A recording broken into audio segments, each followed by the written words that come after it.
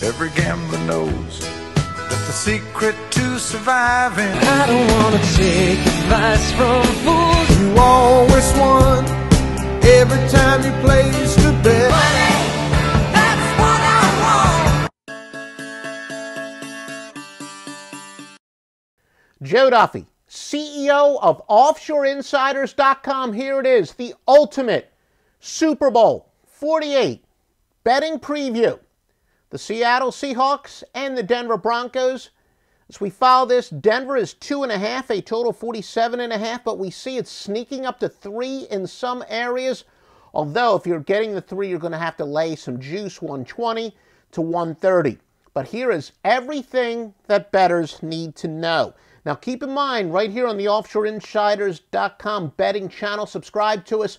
We do like to simulcast this into both a video and a podcast. You can subscribe to us, whether it's on YouTube or iTunes or Stitcher, and any one of a number of those podcast apps. Keep in mind, we will do Super Bowl proposition previews as well, and we now do picks on an almost daily basis, free picks. So make sure you subscribe to us, whether it's our podcast, whether it's our Twitter feed. Just go to OffshoreInsiders.com for the links to everything. Now, when it comes to line value, and we mentioned this in our opening line report, but keep in mind that this time last week, well, we're following this about 9 days before the Super Bowl, so before the conference championship games, right before them, there were propositions that were widely available where you could bet the NFC against the AFC, the entry against the entry. And the NFC was a 3-point favorite at the time.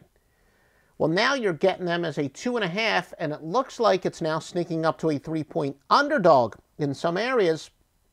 And both favorites won the conference championship games. Now, in that analysis of the markets and the line moves, we explain why that is. Let me remind you again, do not handicap this game as if it's a road game for both teams. It is the single biggest mistake and one of the biggest differences between a square player and a sharp player. A sharp player knows that a neutral game is just that. It is not a home game for either team. It's not a road game for either team. The square player thinks you actually weigh each team's road statistics more than you do their home statistics. That is ridiculous, especially when you consider that Peyton Manning, what's he known for? Omaha, Omaha. He's known for his audibles. Well, he's not going to be facing a raucous road crowd, and he should be able to get off those audibles pretty well, much more like he can at home. And Russell Wilson, a little undervalued for that, but he's more of a read option quarterback too, so he's going to be able to call those audibles. So this is not a road game for either team. How do we weigh it? 50-50. We don't do splits. We look at a team's overall statistics. End of discussion. Now, we know that there's a lot of panicking going to go on Peyton Manning, 1-5 ATS if the temperature falls below 32 degrees. Now, that is key to the fact that it is against the spread as opposed to some of the straight-up statistics. But again, involves only 6 games, and you're talking about a quarterback who played most of his home games in his career indoors in a dome. So don't overdo that. Now, early models, and again, I remind you, we're following this 9-10 days before the Super Bowl. So as I'm recording this video, we do not have accurate weather forecasts. But some early models are suggesting possibly snow. Another golden rule, remember, precipitation without high winds, if the total drops, usually means the over becomes a good play. It's all about wins when it comes to handicapping weather and as it applies to totals. Now, Denver, of course, is more of a passing team, so the wins would seemingly hurt Denver more than it would Seattle, if such is the case. It's viewed as a great offense against a great defense. Good handicappers do not blindly look at what I like to call the fantasy football statistics. We're more into ratings, not rankings. And statistics that we consider more ratings rather than rankings would be, instead of points per game and yards per game, because that is also indicative of how a pace the teams play, the points per play. Now, even that is not perfect, because points per play really still benefits a more explosive team, a team that is more of a feast or famine. Now, Denver, not surprisingly, is first, but this is going to surprise some people. Seattle is fifth in points per play on offense. They are a very good offensive team. They're just not an explosive offensive team. Not surprisingly, Seattle easily the best team in the NFL when it comes to points per play on defense. Denver, so-so. They're actually 18th. Now, points per play margin, get this. Seattle is easily number one, but guess who's number two? The Denver Broncos are. So we're more concerned with yards per rush, yards per pass, and yards per play relative to what that team normally allows. Seattle gets one more yards per attempt than their opponents normally allow. That is yards per pass. Meanwhile, their defense is sensational. Seattle's is against the pass, allowing just 5.4 yards per pass versus teams normally getting 6.6. Denver, on the other hand, gets 8.1 passing yards per attempt on offense. The team's normally allowing 7.0. And 6.4 yards per play versus teams normally allowing 5.8. Now, based on our ratings, what it says is Denver is the better offense. They get 0.6 more yards per play than their opponent normally allows.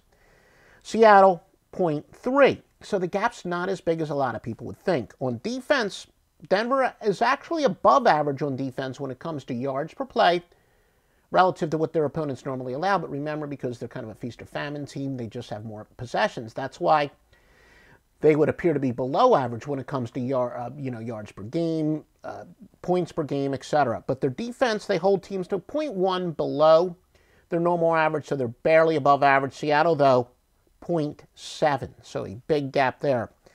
Now, the Broncos, as far as experience is concerned, the Broncos have that by a country mile, or for our many international clients, a country kilometer. The Broncos, 7 players who've played at least 10 seasons in the NFL, led by who else? Peyton Manning, who's had 16. Seahawks have exactly 1, their defensive end, Chris Clemens. Percy Harvin is probable for Seattle. It would only be his 3rd game of the year. How effective is he going to be? If he does play, it's still big. Kind of like, remember when Deion Sanders was a two-way player on offense? Just his mere presence, because he was so explosive, you had to adjust for it. Percy Harvin's presence would be more important than the actual reality of whether he's on the field. As far as prop plays, and we are going to, as I said, do some videos on some prop plays. We'll take a look at Percy Harvin and a lot of other prop plays pretty soon on our betting channel. So again, subscribe to us, whether it's the podcast or the videos. Seattle matches up well, though, because Marshawn Lynch and Russell Wilson with the read option.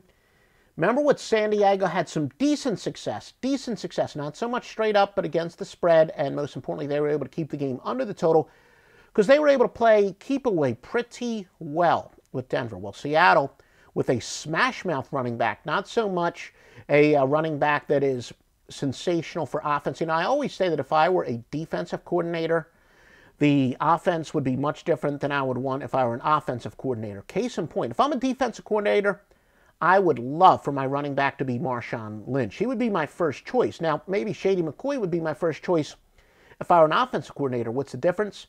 Marshawn Lynch gets you 3, 4, 5, 6 yards at a time. He keeps the defense off of the field, and he is a big reason why Seattle is so good on defense. Again, if I'm an offensive coordinator, absolutely I'd either want Peyton Manning, maybe Tom Brady would be my top choice.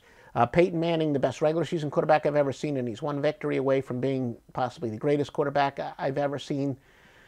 But when it comes to keeping the defense off of the field, a read option quarterback like a Colin Kaepernick or like a Russell Wilson is who you want. So Russell Wilson, a great quarterback for the defense. They have the ability to play keep away from Denver, which a lot of people think is the key to beating them.